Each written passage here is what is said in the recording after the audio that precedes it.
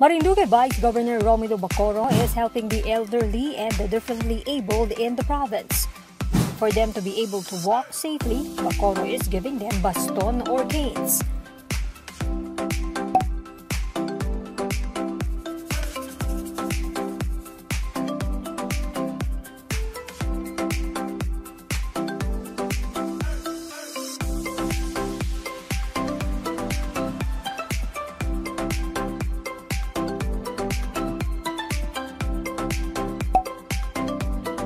The canes are made by residents of Gasan who the provincial government are helping to make a living.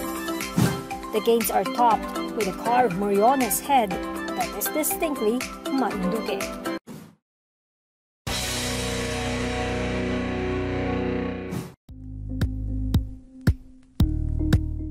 Thank you for watching Politiko TV. Please like and subscribe to our channel for more videos.